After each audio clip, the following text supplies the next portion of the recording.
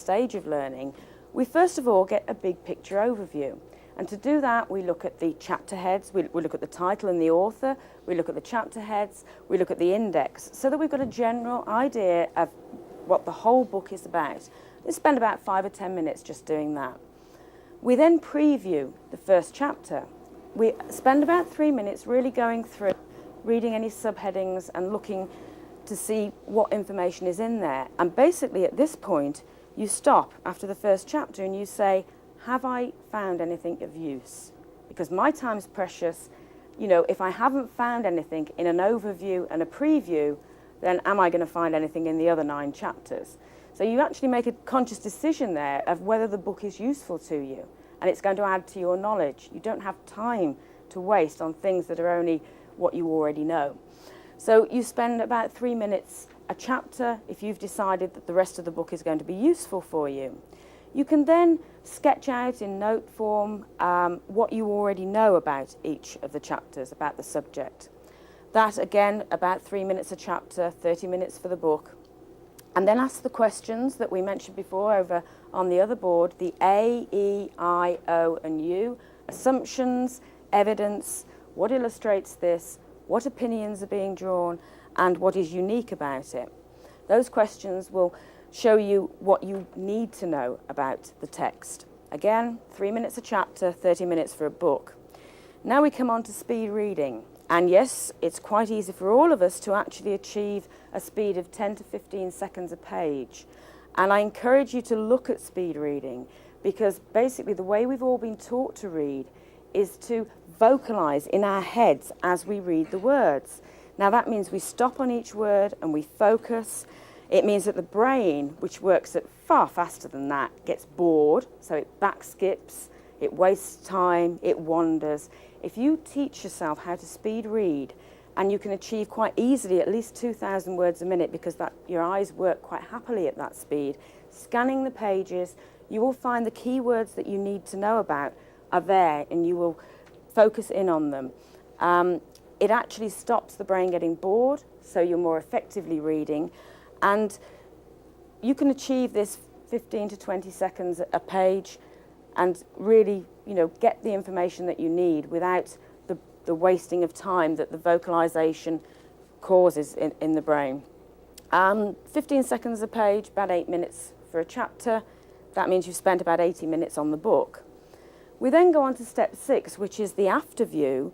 Now, during your speed reading, there will have been sections that perhaps didn't quite gel as you went through. These are the more difficult ones, and we would recommend that you go back in this after view and actually read that paragraph out loud, because you're actually then hearing it as well as seeing it and saying it. We're adding more senses every time we do this. So difficult paragraphs, spend about 10 minutes a chapter doing this. We then make notes. You're actually turning what you've read, the information, you're converting it now into notes at 10 minutes a chapter, about 100 minutes. And then probably the most important thing when you're learning is a review cycle. You know, what's the point of doing all this if you can't remember what you've actually read or learned? And for a review cycle, we would just recommend that you looked at these notes that you made here for 10 minutes the next day, for 10 minutes the next week, and for 10 minutes the next month. And that way you've revisited them and you've locked the information into your mind. So here, in just 410 minutes, less than 7 hours, you've read an entire 250-page textbook. But you haven't just read it, you've reviewed it, you've re-reviewed it, you've made notes, but also you've fully understood and fully comprehended it. That's the power of power reading. Now, in terms of taking notes, there's another very important technique that we call learning maps. And we've actually already introduced you to learning maps, because that's exactly what this is here. It's a unique way of making information much more memorable. And we do have in the studio audience today somebody who has effectively used a learning map in his work relationships. I'd like to ask Jerry Cohen to come up and share with us his experiences. Welcome, Jerry. Certainly. Hi. Pleasure. Would you please tell us, first of all, what your occupation is, what do you do? Yes, I'm a global account manager for Hewlett-Packard Components Group. Mm-hmm. And how have you embraced the whole idea of learning maps? Well, I've used learning maps for different things. I found it very useful for presentations. For instance, I have in front of me a presentation that I did a period of time ago, and it was a region review. So I centralized the talk about the region review, and I had different sub portions that came off, that radiated off it, and I talked about each thing in turn. And the incredibly powerful thing that I learned about this is that after reviewing it and going through it, I can actually create a picture of this in my mind, and I can therefore go to a section and see it in my mind, what all the things I'm going to talk about, what all the key elements are, and the order I'm going to talk about it in. Right. And I see you've used different colors as well. So how important was that? The different colors aren't really essential, but they do help to distinguish it a little bit better. And how do you find this kind of learning, keeping notes, is different from the old-fashioned linear methods, I guess? Yes. In the beginning, I really didn't see what, just by reading about it, I really didn't see what the difference was. When I actually started using it, I found that it made a tremendous difference. I found that I can visualize the sequence of events. When I made notes, I could then put another note right in the exact spot. If you did it in a linear fashion, there's no room for adding it. Everything is in a sequence of what you went through, but not necessarily in an organized way. And this is a very important point, because for learning to become truly memorable, you actually have to implement it and put it into effect. And this is something that you've now shared with other people? Yes, in fact, I've given these techniques to people in my group, and they've used them. Some of them are in the audience there. Great. And they've used them and different things as well. Okay. Thank you very much, Jerry. Okay. We appreciate it. Okay. So there you see what learning maps are all about and how they can actually be applied into the workplace very, very effectively. It's a true way of learning, using all of our senses for learning. So how do we actually build a learning map? Basically, we find out what the core idea is, and we put that in the center. So we build up from a core, and each subject will have a branch. And on a learning map, maybe the first branch is, what are we going to record? We're going to record ideas. So we just put a little branch for ideas. You don't record great long reams of words. You're actually recording ideas. And the ideas will be recorded in just maybe keywords, so that one word will trigger the memories and you'll remember everything else. Now, you might actually record in pictures if you're a good artist. If your brain thinks that way, you might well start drawing your whatever it is you're talking about. I've got a nice little house there. Or it could be you're drawing symbols where you've got big arrows going from one thing to another, where it loops and joins up information, things that aren't even possible on linear maps without really getting completely lost. You might then have another section which says, well, what can we use them for? Jerry's used them for presentations. Anything that you have to write notes for. So it could be for meetings, to actually record ideas from meetings. Brainstorming is another wonderful way, because you can go back to add information later as it crops up, and yes, it's related to that, or it's related to something else. Colour is very important. The visual memory is very, very strong. And this is why learning maps work, because instead of having 6 pages of notes, you've actually got all your notes on one page, and you almost take a photograph of it with your brain. And if you're trying to learn from it, and you're redrawing a map, your brain will be looking for what's missing. So you might have, on the original one, had 3 legs, and you think, that part of the subject I've completely lost. That's where I need to do some more work, because your brain is in tune with this sort of learning. A brain cell is very much like this. You've got a center, and you've got all the connections coming out from it. So we make it as memorable as possible, and we use a lot of colour. Colour can be used to relate different parts of the information, so that you can track that the same ideas are in the same colour. It can be used, as I said, to actually relate things. So, you have these the colour is important, and we want to colour the keywords maybe. So we add the colour into the keywords. You also maybe use different sorts of lettering. I mean, on a rough map, you just go through quickly, but then part of the technique is to actually redraw your notes later so that you organise them more. And that's all part of the memory and learning process. But, you know, you might have something, if you're writing the word stress, you might go, ah, you know, and really make it look like what it's supposed to be. So you know that that's, oh, stress, or, you know, we had one on the earlier one which was relax, and it was a very laid-back lettering. They're just visual ways of making your notes come alive, and they can be so useful because you can picture what you've learned.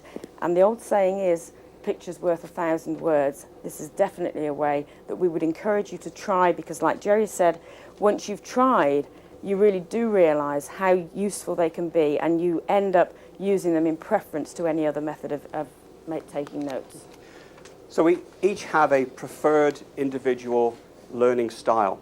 We really have a combination of intelligences. What accelerated learning does is it helps you identify what you're good at, and it also identifies the things that maybe you want to work on, so you can embrace all of the different intelligences. Learning must never be passive. You have to be doing something as you learn. And this chart, I think, really tells a story. On average, we only remember about 20% of what we read, 30% of what we hear, 40% of what we see, and about 50% of what we say. But the single most effective way to learn is to physically do something, to be actively involved. But that still only results in about 60% recall. However, if we can see it, if we can hear it, if we can say it, and if we can do it all together, then we can increase that recall to 90%.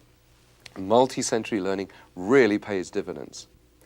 I remember I once asked a group from an insurance company to write down the individual processes involved in dealing with a claim.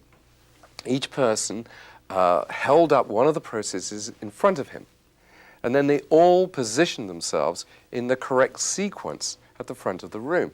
It was a very powerful learning experience that they never forgot.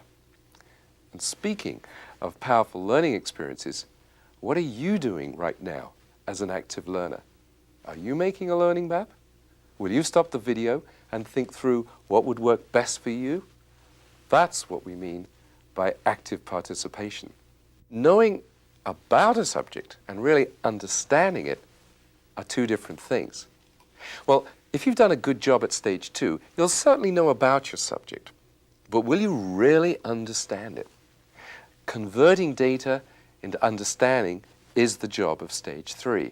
We're going to look now at the traits, if you like, of the 7 intelligences, and we all have a different profile of them. We all have all 7, but we just use them in a way that is unique to us. So when I pose some questions, by all means, you will be able to answer yes to more than one, because we don't just rely on one intelligence. And the first one we're looking at is the linguistic intelligence. Now, are there people here who enjoy verbal arguments or crosswords, things like that? Those are the linguistic talents, and they would certainly be using things like asking questions or rephrasing what they're learning in their own words. That would be a way of actually employing this linguistic talent. Now, for people who like figures and accounting and science, and maybe calculating the betting odds, that is a display of the mathematical intelligence, mathematical and logical. And the sort of techniques that we can use to help us use that would be to rate and categorize what we're learning, to put them into numbered lists so that we can use this affinity we have with our mathematical, logical intelligence. A lot of people enjoy actually things like dressmaking or building models. That is using their visual spatial intelligence.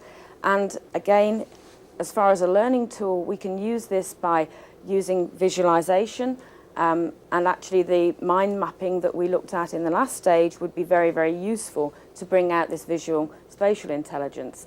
And then there's a group of people who definitely need to get hands-on, the people who are good at sports, for whom physical activities are the way that they transfer their learning into being.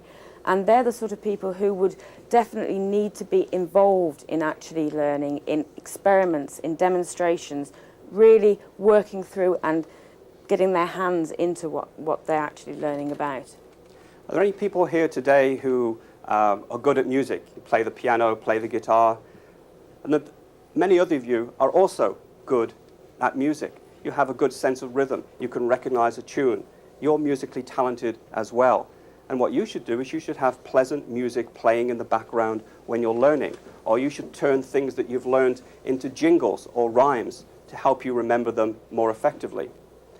Are there people here today who are good at note-taking, and you like to keep notes of everything that you do, and you also like to sit down and think and reflect and analyze what you're doing? You would have an intrapersonal intelligence. So you should make sure that in any learning situation, you allow for quiet time so that you can afterwards sit down, work out what went well, what could have gone better, and so how you can apply it in the future. Are there people here who like working in teams? You like working with other people? Maybe you like helping other people or teaching other people. You would have an interpersonal intelligence. So you should make sure that the learning experiences for you is something that you do with other people. So you can share and compare notes with other people, and you will be much more effective in the learning process.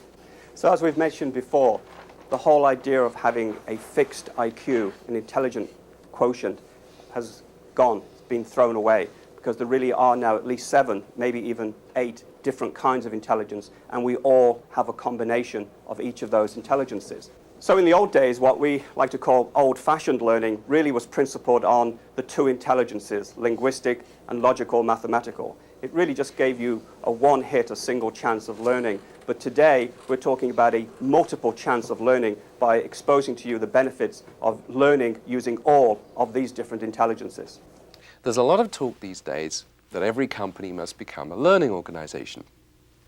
Now, a learning organization is characterized by groups of people deciding for themselves what they need to learn in order for the company to succeed and for them to develop their personal skills. Let me give you a simple but dynamic idea that I've introduced into many of the companies that I work with. Small groups of people, say 5, form what I call learning action circles. Now, each month they decide what they'll learn. Then they each take a book or a tape course on the subject. At the end of the month, they each teach what they've learned to the others and how the ideas can be adapted to the company's own particular circumstances. The result? Then the very act of teaching it to the others really does ensure that you understand the subject well, and secondly, you get to master 5 times as much material in the same time. Now, that really is accelerated learning. I'm sure you could use the same idea in your own organization. Let's briefly look at how a language learner used an accelerated learning course, language course, through a whole range of his intelligences. I use post-it notes. The good thing about them is that you can stick them on and off different objects. I tend to stick them on objects that I don't know the words for. I had one on the drawer for le tiroir, and I could never remember the word for central heating, so I actually stuck one on the radiator with le chauffage central on it. And again, it was a very simple way of remembering keywords, key phrases. The physical, it seemed somehow as if the physical act of sticking it on and then looking at it and reading it aloud all together made me learn it very, very quickly indeed. What I did was I got myself 4 big white blank pieces of paper and some colouring pens, and each time I came across one of these words in the course, I drew a picture of it, because that's a good way to remember it, and I wrote the French word underneath. And as time progressed, I filled the posters more and more, until now all 4 of them are complete. It was interesting, when I first started off this course, that in the instructions, it advises you to write in the book, to use lots of different colours, to highlight verbs, and to interact with the book as far as you can. And I must admit, initially, I was a bit concerned about that, because I guess traditionally you tend to think of a book as something that you passively read and you don't write in. But I mean, I'm just amazed at the impact that actually physically writing in the book, highlighting it, making the notes in the book. I don't need lots of other written notes. This is my notes. And it almost makes the book like another person. It makes the book talk back to you. Fumeur ou non-fumeur? Non-fumeur. Bon. I'll just launch into an imaginary conversation with myself. One step beyond doing it with the book, I'll just imagine I'm in a situation and I'll act out the part of two people. Incidentally, which of the exploration takes are you using right now?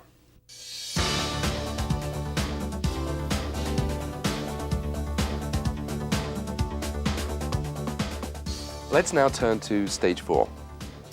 You've really learnt the subject, but how do you make sure that you remember it all long term? Let's look at some excellent memory strategies. We're now looking at stage 4 of the learning process, which is memorizing the key facts. And basically stage 2, which was getting the facts in the right way to suit you, and then stage 3, spending time exploring it with these 7 or 8 intelligences so that you truly understand what you're learning, is all a waste of time, quite honestly, unless at stage 4 you can actually remember and recall when you actually need to use that information. Now, we all have excellent memories, believe it or not. Let me just test you for a moment. Imagine that you're in the kitchen of your home. Can you see it? Can you see everything that's there? You know where the oven is situated. You know where the refrigerator is situated. You could probably see the color of it, whether it's black or green or that ugly yellow that they have sometimes. You can see where the coffee machine is. Maybe for you, thinking what your kitchen is like conjures up a smell of the coffee that's brewing in the morning. But you can each picture in your own mind's eye exactly the layout of your own kitchens. You've seen it, you remembered it. The important thing that we need to do is take in the information and transfer short-term memory into long-term memory so that then you can trigger it and you have it something you can use forevermore. Jane? One of the fundamental things in memory is, it may sound crazy, but the first thing you have to do is actually decide you're going to remember. Make a conscious effort and say, yes, I'm going to remember this. That is the first thing to key up the brain ready for, oh, you know, I'm going to make a memory here.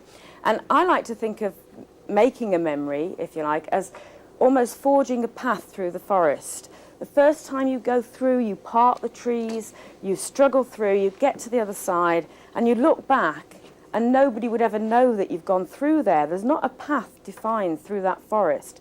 But if you go back that same route every so often, gradually you wear away the undergrowth. You make that connection from one side of the forest to the other much stronger. And that is exactly what happens with a memory. And to make use of this, we like to use what's called a review cycle. And that is basically, you learn your materials, you review them within an hour, so that you've got a very early review of materials. And if you're using learning maps, this is the ideal way to do it, because you flash your map for a couple of minutes, that's all. And you're starting on this review cycle.